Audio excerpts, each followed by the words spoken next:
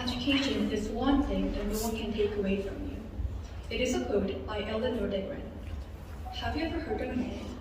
Me neither. What matters is not the person who mentioned this quote, but the quote itself. This quote clearly shows what I intend to deliver in this speech. Since I have an interest in education, I know to some extent how education influences one's life. Also, as a student in Korea, I was accustomed to intense quality education. So I briefly assume that children in other countries are subject to free basic education as I am. However, far beyond my expectations, as I went through a survey, I realized the severe situation in education and poor education system in underdeveloped nations, and I learned the cause of it from a global perspective. In a study carried out by UNESCO, 260 million people in the whole world still have no rights and no access to education. Then, can you guess which continent has the worst countries for education? As easily expected, the answer is Africa. According to the UN, Sub-Saharan Africa has the highest rate of education exclusion globally. Nearly 60% of youth my age are not in school. Has this phenomenon occurred simply because they do not want to go to school? Haven't the poor living standards pushed them to a marginalized position in terms of education?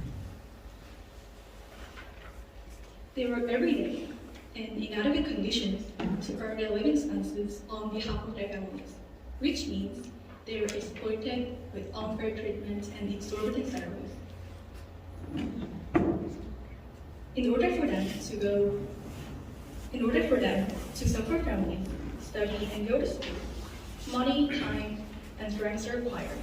However, none of them is allowed for them, and vicious cycles happens over and over again. Why does the education inequality occur intensively in Africa? We can see various reasons, such as civil war, poverty, gender inequality, and failure of government system resulting in inequality of education. I don't believe we can settle this issue completely. However, I would like to propose how we can reach the ideal goal that I would consider with two keywords. The first keyword is awareness. Do you happen to know that January 24th is International Education Day designated by the UN? I did not. We need to be aware that education is not an option but an obligation for all the global citizens for our future. Most of all, it is necessary to have people in need be aware of the importance of education for their own lives. To raise public awareness of this issue, we need to be publicized the reality of polarization in education. Specialized organizations funded by the UN are required. The second keyword is foothold. All the kids, wherever they live, are entitled to rights for receiving education, regardless of their parents' or income or abilities.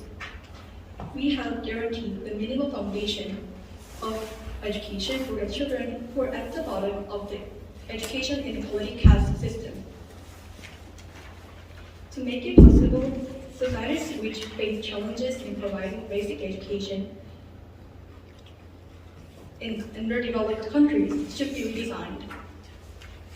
Practically, they need to be funded more than ever. The more aware, the more donated.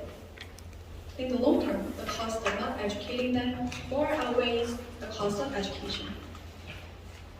Lastly, I would like to mention another quote by George Washington Carver. Education is the key to unlocking a golden door of freedom.